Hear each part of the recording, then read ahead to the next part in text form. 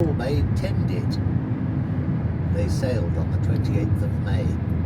On the 1st of June, between the islands of Andros and Euboea, on the main shipping route between the Dardanelles and southern Greece, they sighted one of the local coasting kikes the Germans used for troop transport and supplies. Myers sent the crew to diving stations and, as he closed, gun action stations. The gun layer, briefed on the target, climbed the ladder in the gun tower forward of the conning tower, followed by his trainer and the 2 loading numbers, and waited just below the upper hatch. Within 1,000 yards of the kike, Myers, taking a final look at her through the attack periscope, called out her range and bearing and gave the order to surface when ready.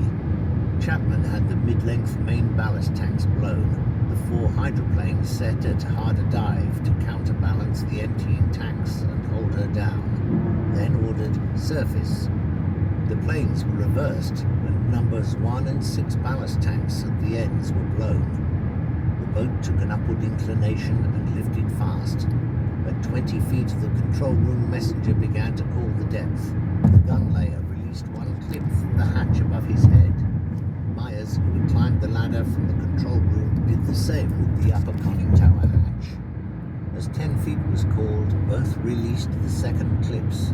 The hatches blew open, and gun layer and CO, steadying themselves against the pressure venting up around them and preventing the sea coming down green, climbed out virtually into the water cascading from the superstructure. Within seconds, the gun layer had fixed the sights which he had carried up with him. The trainer had wheeled the barrel to the target bearing, and the first 4-inch shell had been rammed home. The bridge closed and locked. On the bridge, the watch officer and 4 lookouts had followed Myers up and were at their stations as the first round went off. Below, the ammunition numbers passed up shells from the magazine, while Chapman had Q tanks flooded. These small tanks on either side at mid-length were normally empty when the boat was submerged. They were flooded to increase depth quickly, or when the boat was surfaced, to assist rapid diving.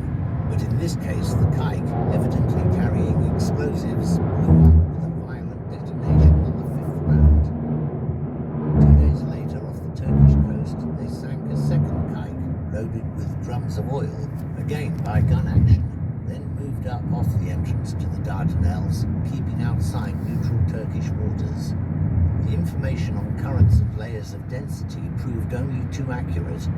Submerged with just enough way to make the hydroplanes effective, the officer of the watch needed to take bearings every 15 minutes to discover in which direction the boat was being carried.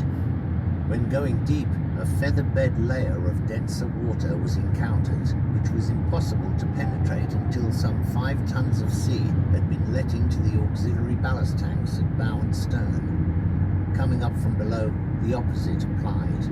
The auxiliary tanks had to be pumped out. Since this took 10 minutes, Myers avoided going deep unless absolutely necessary.